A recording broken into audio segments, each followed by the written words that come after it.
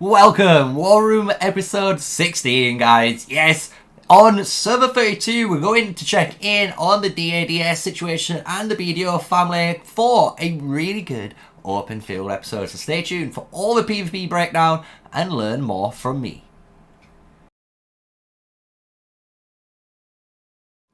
Hello, everyone, and welcome to episode 16, yes, of the War Room. And you can see here, we've got quite a tasty one. We have all of the BDO fam fighting again with DA in this location. If we just zoom out, it just shows you in Lorcan. So there's a nice little fight occurring here.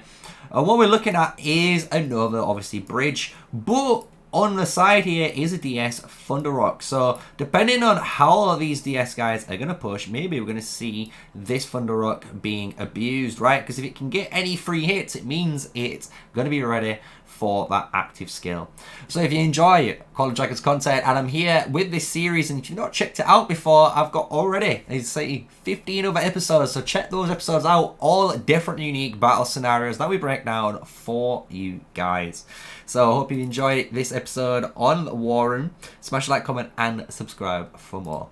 So as you can see here, we are on the cups, right? So we are looking at the DA BD, alliance, seeing if they're going to be able to actually push in, are they going to be able to actually do something here? But BDM doing a fantastic job on defense, right? So if we look and bring up the live draw here, the live draw everyone loves and Deary, enjoys the breakdowns.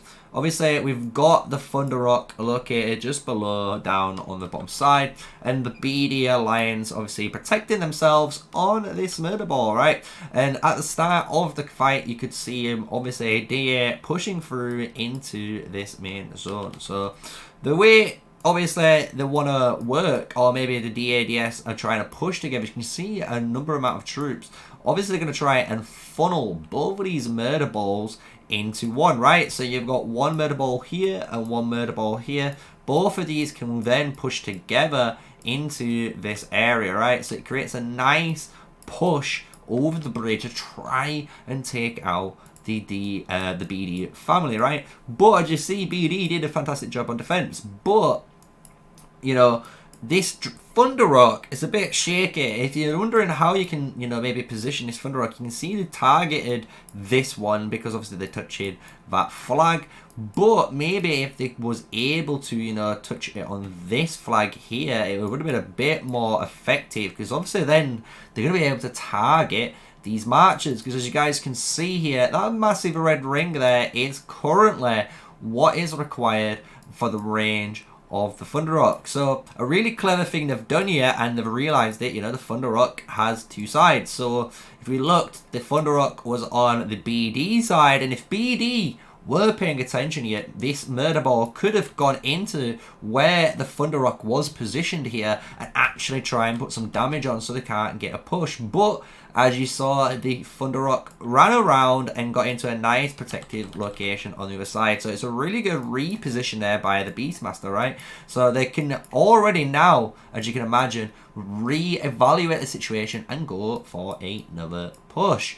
Here we're just seeing some nice flying mechanics. These are just basics that you guys should know that we are already doing on a daily, and on the War Room being covering a lot, right? And this is always using these flying marchers to abuse the range across here, because the fact that now these guys might want to try and intercept you, guess what? You just have to move this small distance, as you saw, and by moving that small distance, it's going to allow you to actually potentially grab this march and drag them over the bridge. And if they're not paying attention, or maybe they lag, any sort of situation, guess what? That could be free kills for your alliance members that are paying attention. So a really, really cool thing. And obviously, as you guys know, we've been covering a bit of server 32 in all different types of content here. So it's nice to see the BDO Alliance still, honestly, going strong, fighting. And maybe this is where they've just recuperated and obviously regenerated all of their stamina or troops back from all the previous fighting. So let's see what happens from here, because obviously we don't want to just be stood around seeing that nothing happens. We're going to try and fast forward time, and hopefully they'll get a nice impact tremor or some sort of push by the DS with this Thunder Rock, because at the moment, as you can see, the Thunder Rock isn't really doing much. It's not much of a threat, and the BDO don't really free threaten themselves. So let's see how this does develop into the future. And here we go back at the action, and we're now seeing a small push happening from DS. I don't know if it's going to be a fully commitment on this push, but you can see them now on this side of the bridge trying to get in to the BDO Alliance. BDO obviously responding to this with a nice amount of artifact damage here with Voltaic Prime, using different of the Phoenix Eye and the Shadow Games here together with Deno, and using the Shadow Blades as well, with Irish Gino even as well, using the Phoenix Eye. So you can see all the AoE combination here all coming in, and by doing that you can see the punishment that has occurred on the side of the DA and DS family. It's actually insane, and this is why, guys, we have been always trying to tell you, don't try and fight on a bridge. This dead zone here is where you're going to lose a massive amount of troops. So here we're seeing a DA frontline using the Fangs of Ashikari for that AoE clear to try and maybe push through for them. But BDO doing a fantastic job here with that massive, if you saw the massive cone here, was from the artifact Rattle Spear, which is the Kanara based artifact. You know, it's her weapon, if you know any little bit of lore to do with the game there. But you can see this Thunder Rock kind of just chilling here. I'm not gonna lie, it's not really doing anything here for the fight. It's kind of useless, so the BDO Alliance honestly can just truly ignore this for them. But here you can see BDO frontline, very strong murder ball that's spread out, and this is what we keep trying to say to you guys. You want a nice murder ball but spread out, so any of these sections, you know, you could call this section 1, section 2, or section 3. If anyone gets targeted, at least sections 1 and 2 is safe. If 3 is targeted, you know, 2 is obviously the big juicy one, but hopefully not all of the AoE spreads across to all the members. So you can see how effective that is, and you can see now DA punching in more and more troops into the bridge, trying to push through across here and trying to get out of the nasty dead zone that I've been trying to say they need to get out of. They've pushed to the front of here now, so they don't have to worry about the back. They've gained a little bit of space here, but is it going to be enough space for them to actually go into the enemy zone? Because I don't believe it will be, and it should be an obvious retreat here for me, and this is because, again, of how much AoE they've taken. You've got to think they've been taking AoE already here before they've done any sort of push, and once they've reached to the finish line, guess what? This is all AoE again. All that had to happen, and what they did really beautifully there, honestly, it was the BDM Alliance line, as you saw, was really tight up.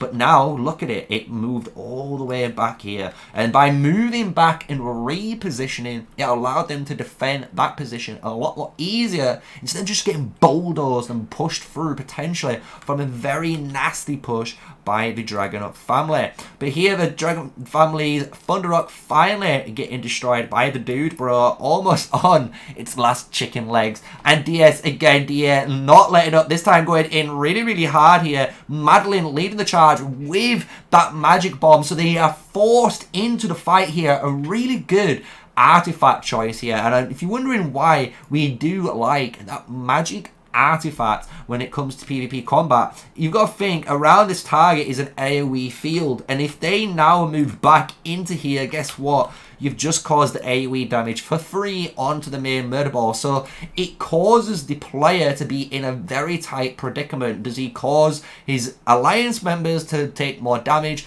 or does he just take it on the chin and keep pushing forward while he's getting focused down with everything? So it's a very good artifact. Honestly, free-to-play players keep using that magic bomb until you get something really powerful like that Phoenix Eye for your mage march. But Slapamus here, Mr. Slapamus for the DA using Syndrion, and you can see instantly it went from yellow to from white to yellow. So you do not Honestly, guys, I do not like Syndrion Freygar in the open field. I think that match is too squishy. You need both of those heroes separated to maximize the best out of both of them. So let's see what happens here. BDO doing a fantastic job with their Murder Ball here. The Murder Ball staying very tight, pushing into the AoE zone here. And you can see so much artifacts and skill damage being focused on by BDO's Koopsie, Thunderrock, Chad, as well as K, Smash, and Hulk, all going in here against the XSS, as well as Bert Kaido for the DA, and Mr. I don't want to say Chinese Gaming, but Mr. Chinese Korean Gaming here for the DA. So really good open field combat here, and again, when we zoom out, you can see the difference of the formation, all nicely spread out compared to the tight ball of here. So we're going to let this play out, see how much more damage can the BDO Alliance do here with more style commentary while we are breaking down the final part of today's episode of the War Room. So I hope you've enjoyed it. If you have so far, smash a like, comment, and subscribe to the channel for more Call of Dragons content with me, MrSneakyy, giving you breakdown details of PvP, trying to teach you as much as I can so you can understand what's going on and how to excel in PvP combat. So as we see in this final little area, let's see if they're going to be able to push through. A nice pushback again by BD. You know the line was already up here and they chose to move backwards. So this line now is finally all the way back here. Yes, we have this space for the DA, but it's in the exact same predicament. You've just moved your AoE zone from here